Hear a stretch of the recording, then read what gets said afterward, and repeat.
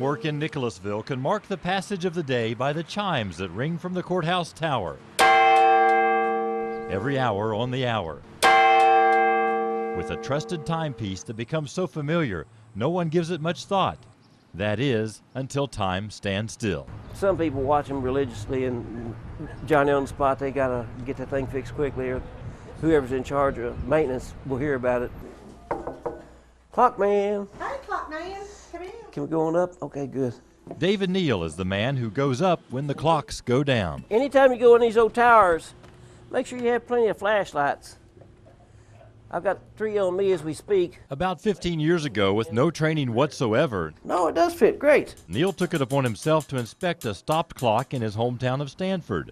In no time, he turned it into a well-oiled machine. Hardcore purists will say clock oil all the way.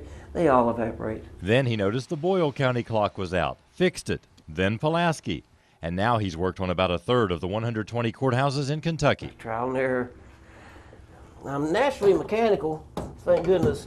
It's a job with many levels. No room for the faint-hearted. He reaches the clock itself first, which is smaller than you may think.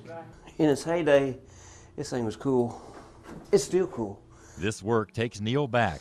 It is April 15th, 1879. To the days before electricity, when the clocks ran by springs and pendulums. Get him wound up and he'll tick off an alarming amount of facts about clocks. This big rascal is a fan. This would just sit there, tick, tock. Rack and snail systems. Most of these clocks were made in the mid to late 1800s, so about the only place you would find replacement parts would be a museum.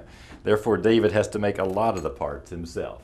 Twice a year, he comes up here to clean off the grime, grease the gears, and wait for the top of the hour to check for accuracy.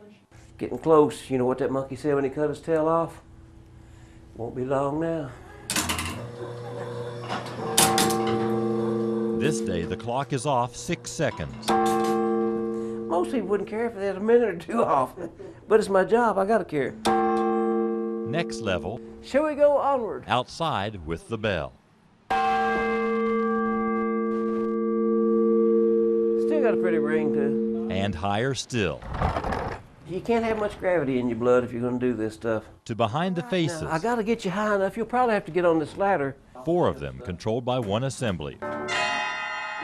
Neal says most people envision this as dangerous work. But it's not the heights that bother him. His enemies are bees, rickety ladders, and rotten boards. That's pretty soft wood right there. Sometimes he goes to a 4th level, You guys scared of snakes? not because he has to, but just for the view. I doubt there's one up here, but I just thought I would ask. And here you have to wonder if someday there won't be anybody to keep these clocks in tick-tock shape. Yeah, it does bother me because what's going to happen, your larger companies, they don't want to fix them. They want to sell you a new clock, and it's going to be a 20-year clock. That just seems like what everything wants to last these days is 20 years. When these, they were made to last at least 100 years.